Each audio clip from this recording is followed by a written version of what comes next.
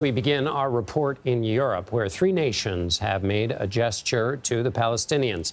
The leaders of Spain, Ireland, and Norway said they will recognize a Palestinian state, which they had not done before. The Wednesday announcements come 7.5 months after the start of the war in Gaza, and despite Israel's repeated objections.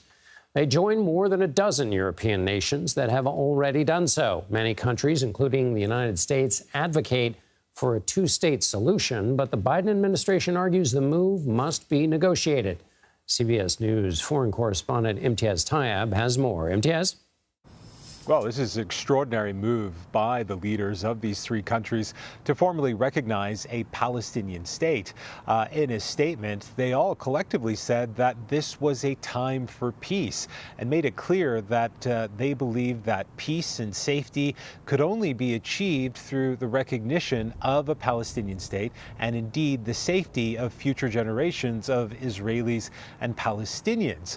But, of course, as we've been hearing, Israeli Prime Minister Benjamin Netanyahu reacted with fury, saying that this was not the time to recognize a Palestinian state, saying that it was, quote, a reward for Hamas. In fact, we've heard from Israel's finance minister saying that he will also suspend tax transfer payments to the Palestinian Authority in the West Bank. The Palestinian Authority in the West Bank is already strapped for money, and this is certainly going to be a very punitive measure for them.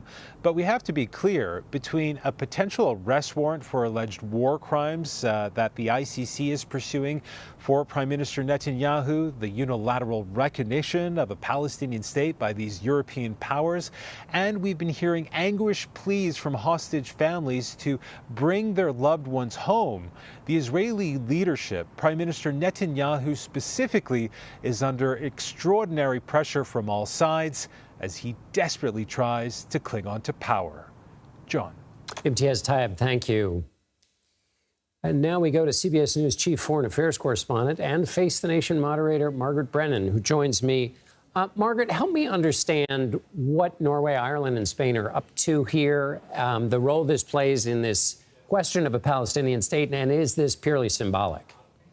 Well, John, it's symbolic in that it doesn't have a practical implication on the ground for independence, but it is aspirational and shows that Israel is increasingly isolated. It's now like 140 of the 190 countries at the UN have recognized a Palestinian state. The United States says they want one, but as the result of a negotiated settlement with Israel to work out how this would actually take place. They also currently, the Biden administration, are trying to have a complete revitalization of the Palestinian Authority, which is the governing entity in the West Bank, so that it has younger, more capable, less corrupt officials running it.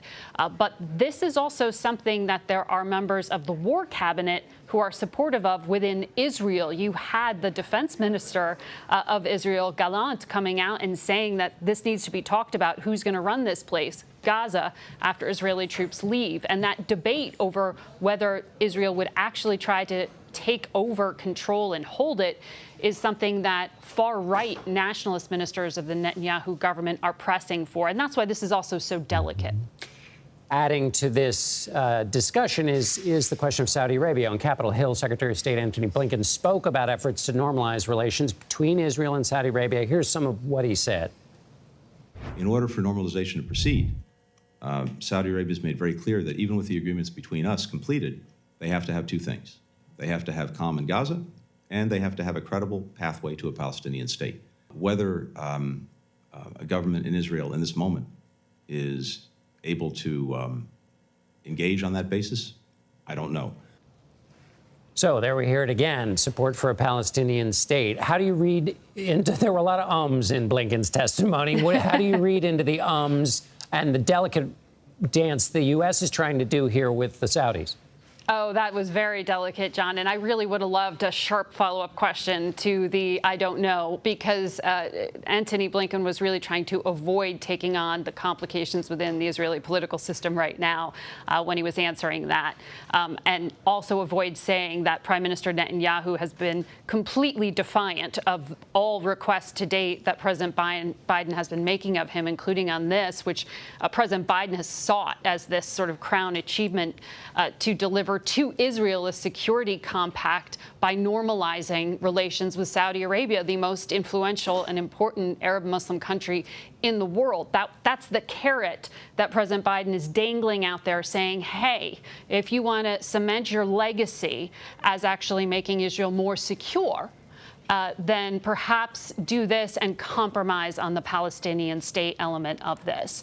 But it is not at all clear that Prime Minister Netanyahu would make that calculation. And in fact, the Biden administration officials have increasingly been saying that they believe he is making calculations based on his own political survival and not necessarily the security of the state. And you heard a member of his war cabinet suggest as much as well, Benny Gantz gesturing to it. Let me switch to Ukraine before you have to go, Margaret.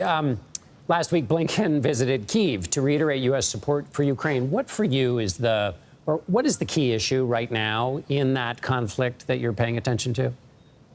Well, John, the ambassador from Ukraine was on Face the Nation this weekend and said there's no such thing as fast enough when it comes to delivery of weapons. The reason that this moment is so sensitive is because of that delay and of 6 months or more in delivery.